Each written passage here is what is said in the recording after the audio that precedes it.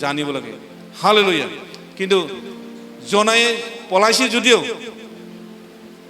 তেওঁক তথাপিও তেওঁক ধৰি আনিলে ঈশ্বৰে আৰু ধৰি আনি হলেও তাক নিনিবি নগৰলৈ তেওঁ লगिছে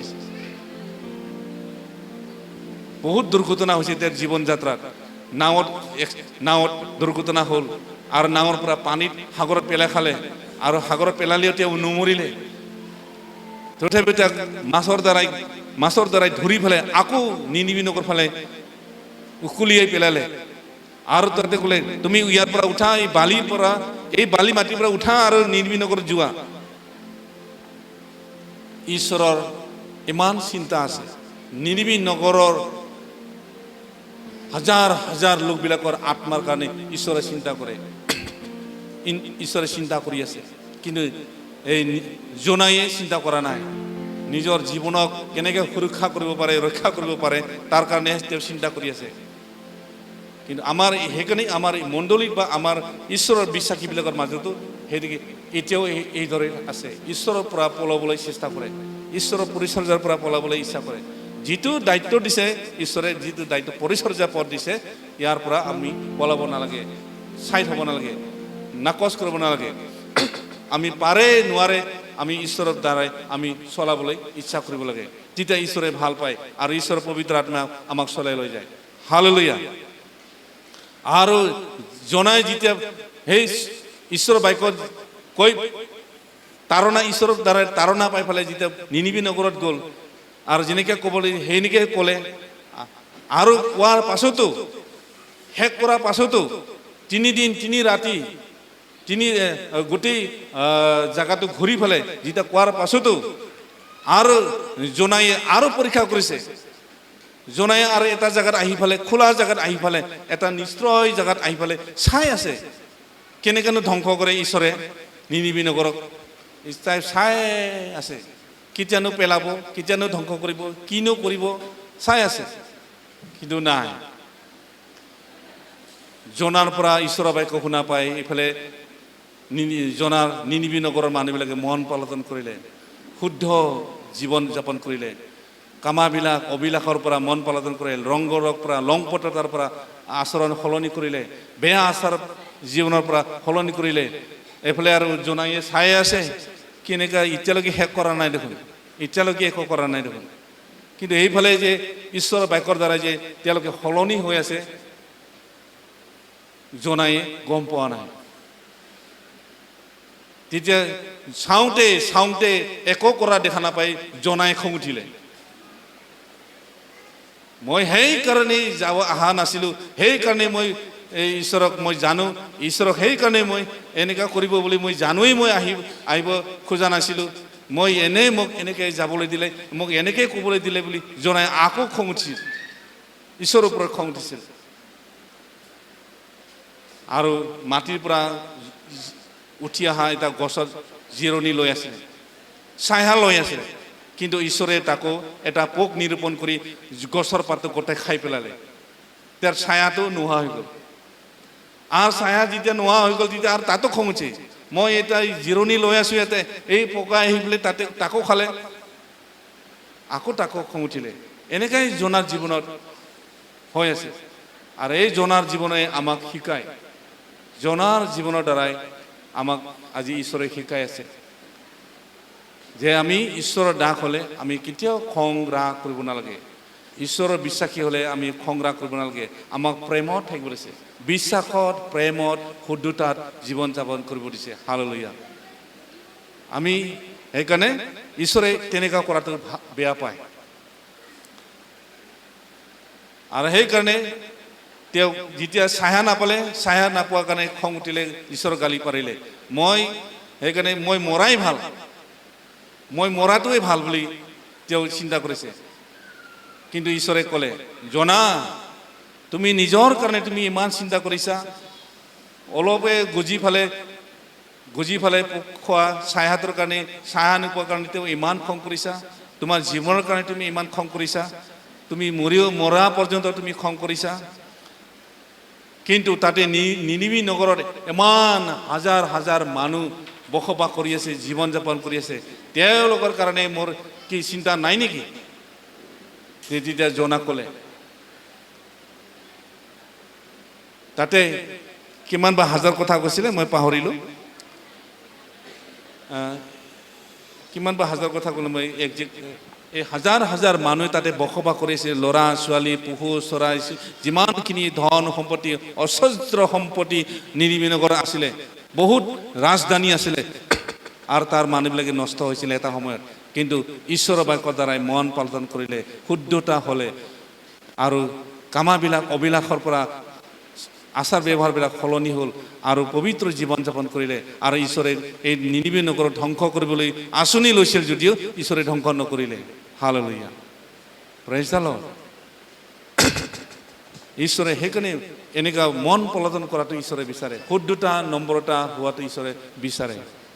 হালেলুয়া। সেইকাৰণে আমাক ৰোমিয়া 8:27 কৈছে,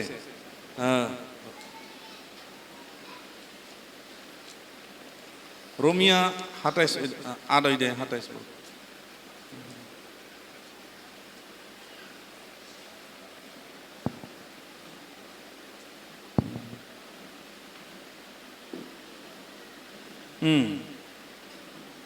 তাতে লিখিছে,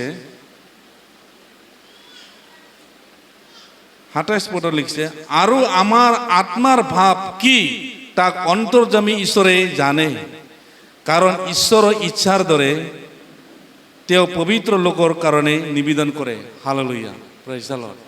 আমাৰ মনত কি ভাৱ আছে, কেনেকৈ চলি আছোঁ আমি, ঈশ্বৰে আমাৰ অন্তৰৰ ঈশ্বৰ হয়, আমাৰ অন্তৰৰ ঈশ্বৰ হয়। কোনে কি ভাবি আছে, কেনেকৈ শুনি আছে, ঈশ্বৰে আপোনালোকৰ অন্তৰটো গম পাই আছে। এই বাক্যটো যে মই কৈ আছোঁ, আপোনালোকৰ অন্তৰত কি ভাৱ হৈ লৈ পেলাই কৈ আছে, আপোনাৰ অন্তৰটো বা ক'ত হেৰাই আছে, ক'ত ঘূৰি আছে, ঈশ্বৰে আপোনাক জানে। কিয়নো তেওঁ অন্তৰ্যামী ঈশ্বৰ কৈছে, আপোনাৰ অন্তৰৰ কথা জানে, আপোনাৰ অন্তৰৰ বিশ্বাস কৰা জানে। সেইকাৰণে কৈছে, আৰু আত্মাৰ ভাৱ কি তাক অন্তৰ্যামী ঈশ্বৰে জানে, কাৰণ ঈশ্বৰৰ ইচ্ছাৰ দৰে তেওঁ পবিত্ৰ লোকৰ কাৰণে নিবেদন কৰে। হালেলুয়া। তেওঁ আমাৰ কাৰণে নিবেদন কৰি থাকে, আমাৰ কাৰণে আশীৰ্বাদ দিবৰ কাৰণে তেওঁ বাট চাই থাকে। আমাক কোনে কিমান হাবিয়া, কোনে কিমান পিয়া লাগিছে, তেওঁ চাবলৈ বিচাৰে। কোনে বিচাৰিছে, অন্তৰেৰে বিচাৰিছে, তেওঁ আমাৰ অন্তৰৰ কথা তেওঁ জানে। সেইকাৰণে আমি জানিব লাগে, আৰু ঈশ্বৰে দিয়া আমাৰ কৰ্তব্যটো আমি কৰি যাব লাগে। Hallelujah, praise the lord. আৰু সেইকাৰণে এফিচিয়া 4:8 চাব আকৌ।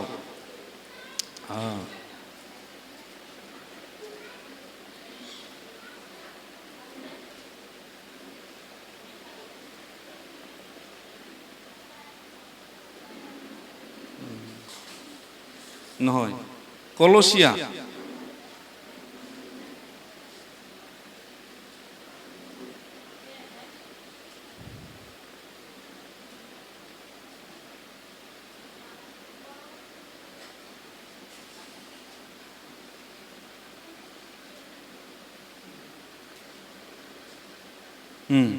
কলচিয়া 4:17। সেইকাৰণে আমি প্ৰত্যেকজনে ঈশ্বৰৰ এজন পৰিচৰ্যা পোৱা বা এটা ভাৰ পোৱা লোক আমি হওঁ। সেইকাৰণে আমি ঈশ্বৰে, আপুনি যি অৱস্থাতে নাথাকক, আপুনি ঈশ্বৰৰ বাক্যটো আপুনি পালন কৰি যাব লাগে। তাতে লিখা আছে, 17 লিখা আছে যে, আৰু আৰ্শীপক এই কথা কবা, তুমি প্ৰভুৰ যি পৰিচৰ্যা পদ পালা তাক সিদ্ধ কৰিবৰ কাৰণে তালৈ সাৱধান হোৱা। হালেলুয়া। আমি প্ৰত্যেকজনে বিশ্বাসত এটা পৰিচৰ্যা পদ পাইছোঁ, বিশ্বাস কৰি যাবৰ কাৰণে এটা পদ পাইছোঁ, এটা ঈশ্বৰে মনোনীত কৰিছে। ঈশ্বৰে আমাক মনোনীত কৰিছে প্ৰত্যেকজনকে, ল'ৰা হওক, ছোৱালী হওক, পুৰুষ হওক, স্বামী হওক, ভাৰ্যা হওক, সকলোকে ঈশ্বৰে মনোনীত কৰিছে, আৰু এটা পদ দিছে ঈশ্বৰৰ ৰাস্তাত যাবৰ কাৰণে। আৰু তাৰে কোনোবা ডাঙৰো আছে, কোনোবা সৰু পদ পাব পাৰে, কোনোবা পৰিচৰ্যা পদটো ডাঙৰ সৰু থাকিব পাৰে। নিজে যি পৰিচৰ্যা পদ পাইছে, আপুনি তাক ভালকৈ সাৱধানকৈ চলি যাব কৈছে। হালেলুয়া, ল'ৰাই হওক ছোৱালী হওক, মোৰ একো ভাত নাই, মোৰ মণ্ডলী একো ভাৰ নাই, মোৰ একো কিবা নাই, দায়িত্ব নাই বুলি আপুনি ভাবিব নালাগে। ঈশ্বৰে আপোনাক আধ্যাত্মিক জীৱনত এটা পথ দিছে। ঈশ্বৰৰ বাক্যৰ দ্বাৰাই আপোনাক এটা বাক্য পথ দিছে পৰিচৰ্যা কৰিবৰ কাৰণে। কাৰোবাক ডাঙৰ দিছে, কাৰোবাক সৰু দিছে, কাৰোবাক ছেক্ৰেটাৰী দিছে, কাৰোবাক ট্ৰেজাৰাৰ দিছে, কাৰোবাক প্ৰেচিডেণ্ট দিছে, কাৰোবাক ছেক্ৰেটাৰী, কোনোবা কিবা চাফ চিকুণ কৰিবৰ কাৰণে হাউচ কিপাৰ দিছে, কোনোবা বিশ্বাসী জীৱনত বিশ্বাসী হৈ থাকিবৰ কাৰণে দিছে। পৰিচৰ্যা, বিশ্বাসী জীৱনটো এটা ঈশ্বৰে দিয়া পৰিচৰ্যা পথ হয়। হালেলুয়া। আপুনি কোনো মণ্ডলী মোৰ একো ভাৰ নাই বুলি আপুনি ভাবিব নালাগে। আপোনাৰ মণ্ডলী এই ভাৰৰ পৰিচৰ্যা ভাৰটো আপুনি এজন হিচাপ দিব লাগিব। হালেলুয়া। সেইকাৰণে কৈছে আৰ্কিপক, আৰ্কিপক এই কথা কবা, তুমি প্ৰভু যি পৰিচৰ্যা পথ পালা তাক সিদ্ধ কৰিবৰ কাৰণে তালৈ সাৱধান হবা। Praise the lord. আমি প্ৰত্যেকজনেই সাৱধান হ'ব লাগে যে মোৰ আধ্যাত্মিক জীৱনত কেনেকৈ মই আগুৱাই যাম, মোৰ পথটো লৈ ফালে, মোৰ বিশ্বাসী পথটো কেনেকৈ মই ঈশ্বৰক মই কেনেকৈ বুজাব পাৰিম। সেইদৰে আমাৰ জীৱনত আমি ভালকৈ থাকিব লাগে বিশ্বাস জীৱনত। কিন্তু আমি যদি এই ৰংগৰ লংপটতা মততা কামাবিলাক অবিলাসৰ দ্বাৰা যদি আমি পৰিপূৰ্ণ থাকে, আন্ধাৰৰ কৰ্মবিলাক আমি বেছি যদি ভাল পাওঁ, আন্ধাৰৰ কৰ্মৰ দ্বাৰা যদি আমি লিপ্ত হৈ থাকোঁ, তেনেহ'লে আমাৰ পৰিচৰ্যা পথ কেঞ্চেল যাব, আমাৰ পৰিচৰ্যাৰ আশীৰ্বাদো হেৰাই যাব, আমি পৰিচৰ্যা কৰা কোনো কামত নাহিব। এদিন আমি হিচাপ দিব লাগিব। সেইকাৰণে কৈছে, হে অধৰ্মচাৰী লোক, মোৰ ওচৰৰ পৰা দূৰ হোৱা, কৈছে মই তোমালোকক চিনি নাপাওঁ, কৈছে মোৰ ওচৰৰ পৰা গুচি যোৱা। তেতিয়া সেইদিনা আপুনি ক্ৰদন কৰিব লাগিব, যীশুৰ ওচৰত ক্ৰদন, প্ৰভু মইতো আপোনাক সদায় সেৱা কৰিছিলোঁ, সদায় গীৰ্জাত গৈছিলোঁ, সদায় প্ৰাৰ্থনা কৰিছিলোঁ, সদায় এনেকুৱা কৰ্ম কৰিছিলোঁ, কিন্তু যীশুৱে ক'ব মই তোমালোকৰ চিনি নাপাওঁ, মোৰ অধৰ্মচাৰীবিলাক মোৰ পৰা দূৰ হোৱা। আৰু আমি সেইদিনা ক্ৰদন কৰি আমি নৰকত জাপ মাৰিব লাগিব। হালেলুয়া। সেইকাৰণে আমাৰ পৰিচৰ্যা পথটো আমাৰ আধ্যাত্মিক জীৱনৰ লগত জড়িত আছে, বিশ্বাসৰ পথটো। সেইকাৰণে আমি সকলোৱে বিশ্বাসত, বাক্যত, প্ৰাৰ্থনাত মজবুত থাকক, ইজনে ইজনে প্ৰেমত থাকক, ইজনে ইজনে উদগনি থাকক, ইজনে আমাৰ সকলো জগতৰ আচাৰ ব্যৱহাৰৰ পৰা, আন্ধাৰৰ পৰা আমি বিৰত থাকক। হালেলুয়া। আজি বাক্য মই ইয়াতে শেষ কৰিছোঁ। শুনোতা আৰু কওঁতাৰ মাজত ঈশ্বৰৰ অনুগ্ৰহ থাকক, ঈশ্বৰৰ আশীৰ্বাদ থাকক। মই এইখিনি শেষ কৰিছোঁ। Praise the lord. হালেলুয়া।